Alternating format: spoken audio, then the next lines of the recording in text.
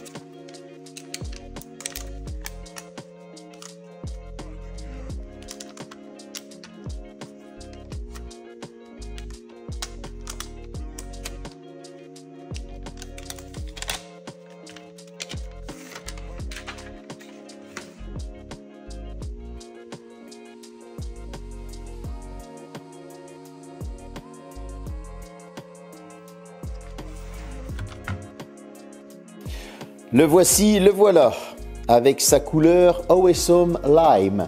Donc c'est une couleur citron, vert citron vert. Hein.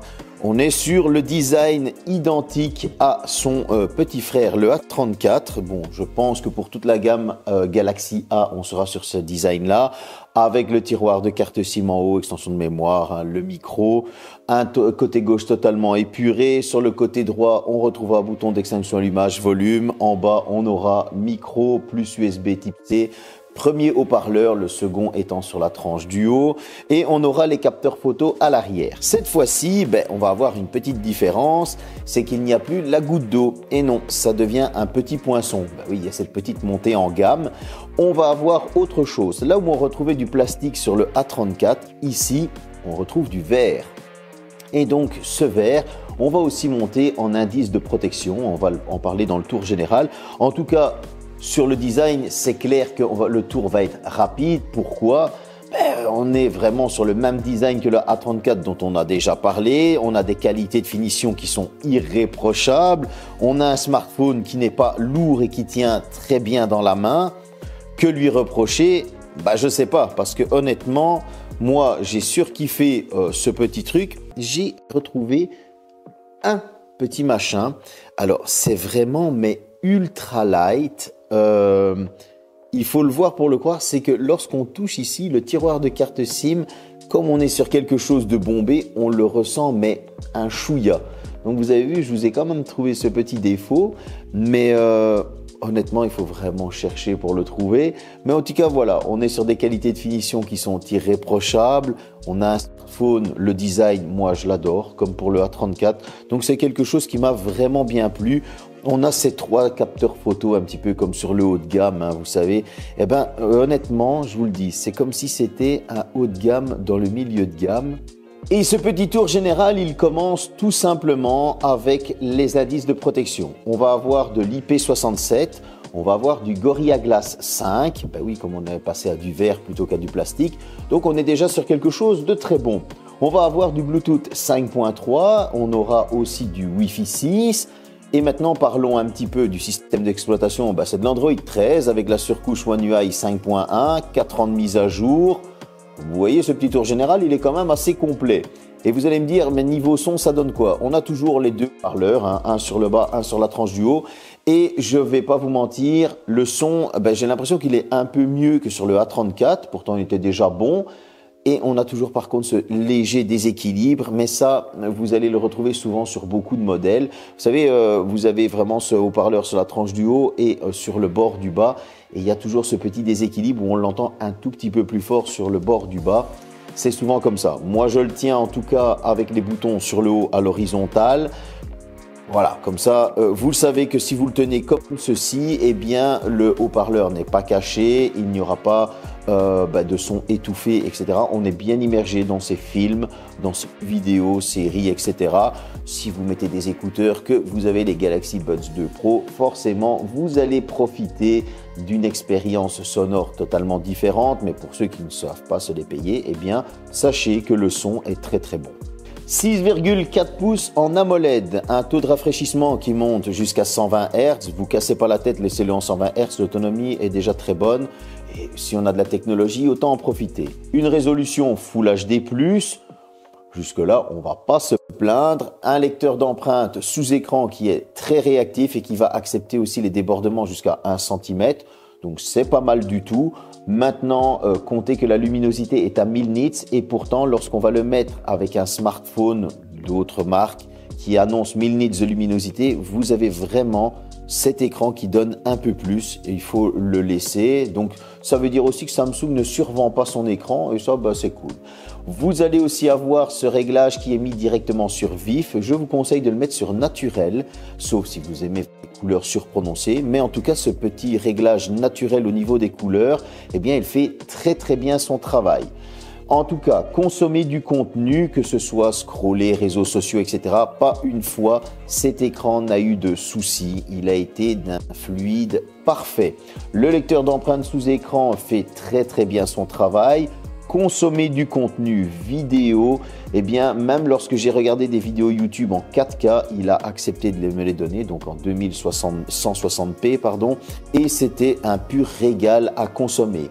Idem pour le jeu vidéo. Là, si vous mettez le réglage sur vif que vous êtes dans vos jeux vidéo, vous allez en prendre plein les mirettes. Cet écran, pour moi, il est vraiment nickel. Alors, certains vont dire, ouais, mais on pourrait avoir une meilleure résolution.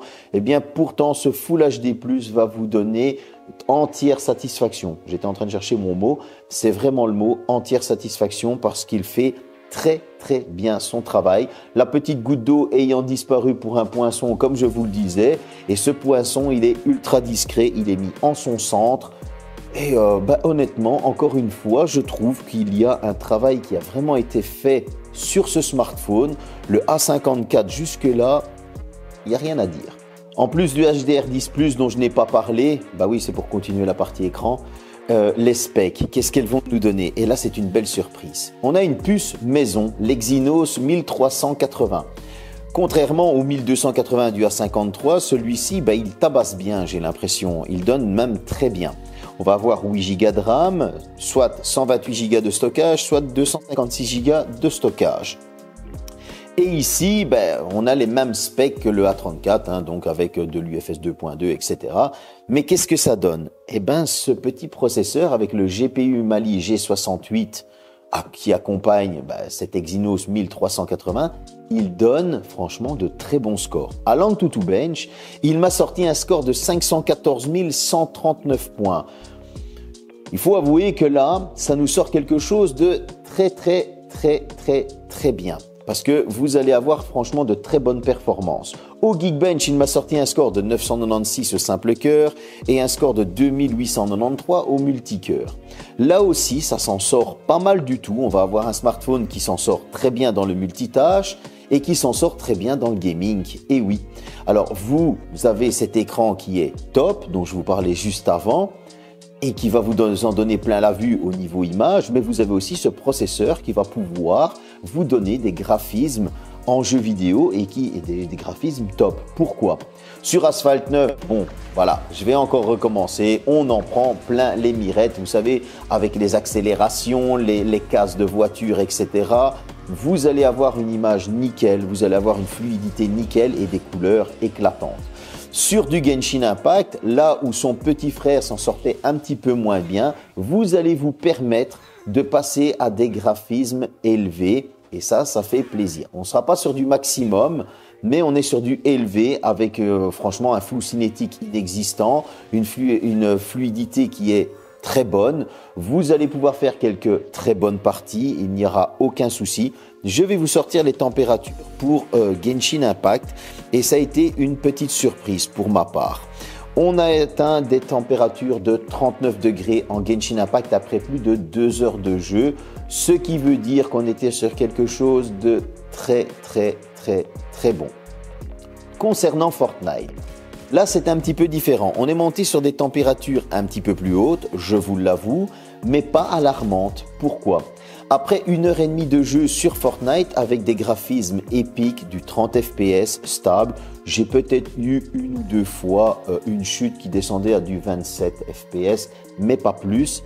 Eh bien, j'ai eu une température de 48 degrés après 1h30. Donc, je me suis dit, on va pousser le vice un petit peu plus loin. Après 3 heures de Fortnite, bon, la batterie avait pris une claque, je ne vais pas vous mentir, mais après 3 heures de Fortnite, nous étions à 52 degrés.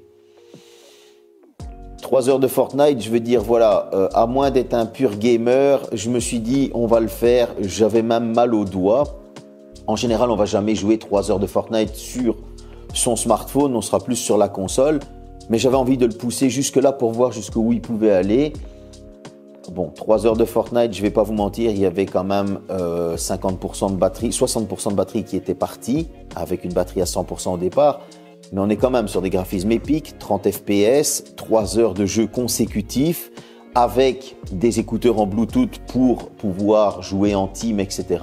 Ce qui, je trouve, est vraiment excellent. Et quand on regarde les scores du Geekbench, c'est un smartphone qui convient pour le jeu, comme vous venez de le comprendre, mais qui va aussi convenir aux gens qui veulent l'utiliser en multitâche, c'est-à-dire qui vont faire du réseau social, qui vont faire des mails, SMS, etc., appels téléphoniques.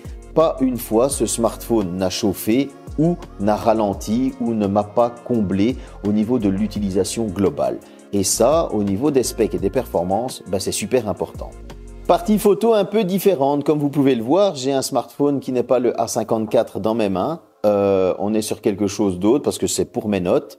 Ce qui est en train de me filmer en ce moment, c'est le Galaxy A54 justement, avec mon micro branché sur son USB type C pour que vous ayez quand même la meilleure qualité sonore possible. Chez moi, ça résonne. Et pourquoi je le fais comme ça ? Parce qu'il est très bon en photo et en vidéo.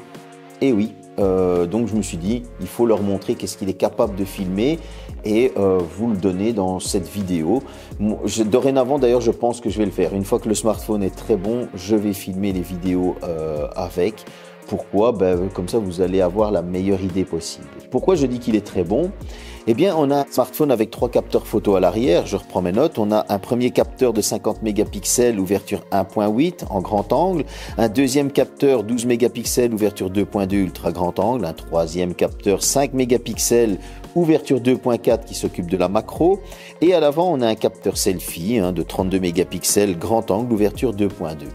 Tout ce joli petit monde est capable de filmer jusqu'en 4K 30 fps, comme en ce moment. Et c'est le smartphone qui ne va pas vous déranger de le sortir à chaque occasion, de prendre une photo ou de faire une vidéo. Voilà, moi je le vois comme ça. Pourquoi ? Parce que à la base, je me suis dit, je vais faire un petit tour complet de la Pixel D et je vais faire les photos. Et au final, je me suis fait, ah ouais, quand même, il fait des très belles photos. Du coup, pour la partie selfie et la partie portrait, pas de changement de couleur. Le contouring du portrait est très bon. Lorsqu'on va le sortir pour la macro, là aussi, on a une très bonne macro. Lorsque vous allez le sortir pour le mode nuit, je vous fais un petit avant-après avec et sans mode nuit. Et là, malgré que c'était la pénombre totale, il trouve le moyen de retravailler l'image et de vous donner quelque chose. Et ce quelque chose, il n'est pas mauvais. Ok, ça reste sombre parce qu'on était dans une pénombre totale sans flash, sans lampe, mais c'est pas mauvais. Au niveau des zooms, j'étais à j'y vais et je me fais tiens, je vais prendre ça en photo. J'ai sorti l'ultra grand angle, j'ai fait mes zooms jusque x10 et là aussi, il me fait du bon boulot. Pourtant, le truc était quand même assez éloigné. Alors, encore une fois, vous le savez, moi je me contente jusqu'au zoom x5, mais j'ai fait jusqu'au zoom x10 pour vous donner l'image du maximum de ce qu'il est capable de donner. Mais c'est pas mauvais, je veux dire, on n'est pas sur quelque chose, un amas de pixels dégueulasse, on est sur quelque chose de bon. Il est capable de filmer en 1080p 60 fps, je vais vous montrer, c'est stabilisé, et donc on est sur quelque chose là aussi de très bon. Et quand j'ai vu qu'à la Pixel D, il était capable de filmer en 4K 30 fps et que c'était beau, je me suis dit, je vais faire cette partie photo filmée en 4K 30 fps. Pour vous donner une petite idée de ce que la partie photo donne, à la convention, j'étais parti avec Beatle Lorenzo et El Bosco. Et là, j'ai mon abonné Cyril, salut à toi Cyril, qui était venu nous rejoindre. Ça me fait plaisir de vous rencontrer, en tout cas dans des situations comme ça. Et lui, il a un haut de gamme d'une autre marque et je lui ai donné dans les mains. Je lui ai dit, vas-y, dis-moi ce que tu en penses. Et il m'a fait, ah ouais, quand même, il fait des belles photos. Il fait franchement un bon travail. Et là, pour une fois, vous avez le retour autre que le mien. C'est le retour d'un abonné. Et cet abonné, il a un haut de gamme dans les mains d'une autre marque et il me fait, ah ouais, quand même. Voilà, pour vous dire que ce Galaxy A54, il est vraiment bon en photo et en vidéo. Et donc, du coup, il va pouvoir combler pas mal de monde, ceux qui aiment bien prendre des photos en famille, ceux qui aiment bien prendre de belles photos ou ceux qui aiment bien juste flatter leur ego. Ce Galaxy A54, il est très bon. Bon, pour l'autonomie, 5000 mAh, une charge rapide de 25 watts. Rapide, vous le savez, Samsung est plus sur cette école avec une charge un peu plus lente pour ne pas abîmer la batterie. Il y a deux écoles, je ne vais pas recommencer le délire de vous expliquer. Qu'est-ce que ça donne en autonomie? C'est très très bon. Avec une utilisation intensive, la mienne, il aura tenu 13 heures et 8 minutes. C'est-à-dire que de 7 heures du matin, lorsqu'il était à 100%, jusque 20h08 où il lui restait 5%, j'ai trouvé que c'était très très bon parce que intensif, chez moi c'est intensif. Et donc du coup, on est sur un smartphone qu'on ne va pas paniquer lorsqu'on part avec, qu'on va se dire ouais, il me faut le chargeur, je vais être en manque de batterie. Sauf si forcément vous avez une utilisation intensive et que vous arrivez à 8 heures, là il vous reste 5%, trouvez un chargeur pour repartir si vous devez partir en soirée, le temps que vous mangez un bout, que vous êtes en train de vous doucher et que vous allez repartir en soirée. Voilà. Ça veut dire qu'en une petite demi-heure, avec sa charge de 25 watts, vous aurez repris l'équivalent à 5%. 30 minutes plus tard, vous serez aux alentours des 60%, ce qui va vous donner un certain confort au niveau de l'utilisation pour votre soirée. Maintenant, de 5% à 100%, comptez qu'il faudra un bon 75 minutes pour le charger entièrement. 75 minutes, certains vont me dire c'est lent, d'autres vont me dire c'est correct. Moi, j'ai trouvé que c'était correct. Donc, on est sur une bonne autonomie. Maintenant, vous allez me dire, tu as parlé de l'intensif, mais tu n'as pas parlé de l'utilisation plus modérée. Avec une utilisation plus modérée, comptez que vous allez tenir un bon 21 heures sans souci. Ce qui, je trouve, est aussi très correct. Avec ce 21 heures et une utilisation modérée, au bout des 21 heures, il me restait encore 15%. Donc, il y a encore moyen de tirer sur la ficelle, d'arriver aux 22 voire 23 heures. Je me suis dit, on va le mettre à charger maintenant. Voilà, comme ça, vous avez une petite idée de ce que ce smartphone est capable de donner en autonomie. Sur un site de vente en ligne, je l'ai trouvé à 490 €, 490 €. Et dans nos magasins belges, je l'ai vu parfois à 449 €. Qu'il soit au prix en ligne ou dans les magasins belges, je trouve qu'on n'est pas volé. C'est un excellent smartphone. Vous avez tout d'abord une sensation de premium lorsque vous l'avez dans les mains. On n'a pas l'impression que c'est un milieu de gamme, on se dit que c'est limite un haut de gamme. On a vraiment cette qualité premium dans les mains, cette sensation premium. Et ça, c'est pas pour nous déplaire parce qu'il tient très bien dans la main. Il a franchement un très bel aspect. Il n'y a rien à dire. Peut-être qu'on pourrait lui trouver en défaut son 202 grammes, son petit surpoids. Ça va déranger certains, ça ne va pas en déranger d'autres. Moi, en tout cas, ça ne m'a pas dérangé du tout. Qu'est-ce qu'on peut lui reprocher comme défaut? Il y en a peu. Certains vont lui reprocher sa charge de 25 watts. Moi, je ne vais pas lui reprocher, par exemple. Et donc, du coup, il y a toujours ces deux écoles qui se battent. Voilà, donc si vous trouvez que c'est un défaut, mettez-le moi dans les commentaires. Moi, je ne le mets pas en défaut. Mais en tout cas, à côté de ça, vous avez un très bel écran. C'est normal, c'est du Samsung. Mais vous avez aussi de très bonnes performances. Et là, vous allez me dire, tu trouves? Oui, parce qu'ils ont fait franchement un effort par rapport au Galaxy A53 que j'avais eu dans les mains, mais que je n'avais pas sorti le test. Et là, on sent vraiment un bond en avant au niveau de la puissance. On a vraiment un smartphone qui va combler toutes les cases. Certains vont me dire aussi, ouais, mais dans la partie photo, tu as vu, la partie mode nuit pourrait être améliorée. C'est vrai. Mais là où j'ai pris la photo, on était dans la pénombre totale. Si maintenant on est sur quelque chose avec des lampes de rue, etc., la partie photo de nuit est très bonne. Et là, il n'y a rien à dire. La partie macro, certains vont me dire c'est inutile. Vous voyez, c'est toutes ces petites choses qu'on vous dit en défaut, mais qui ne sont pas réellement des défauts, parce qu'on a un smartphone avec de l'IP67, du Gorilla Glass 5, de très bonnes performances, une très bonne partie photo. C'est pour ça aussi que j'ai intégré une partie de la vidéo filmée par ce A54 et il n'y a rien à dire. On est sur quelque chose de très propre. On est sur quelque chose de très bon. Et ce A54, jusque maintenant, la seule chose que j'ai envie de dire de lui, c'est que c'est le meilleur milieu de gamme que j'ai pu tester à moins de 450 €, parce qu'on va prendre son prix, dont je l'ai trouvé dans les magasins belges. Et honnêtement, il est très bon. Et pour reprendre les paroles de mon abonné Cyril, qui l'a eu dans les mains à la convention, on va faire « Ah ouais, quand même ». J'espère que cette petite vidéo vous a plu. En tout cas, moi, ce A54, il m'a clairement plu. C'est un excellent smartphone. Les vidéos vont suivre. À bientôt.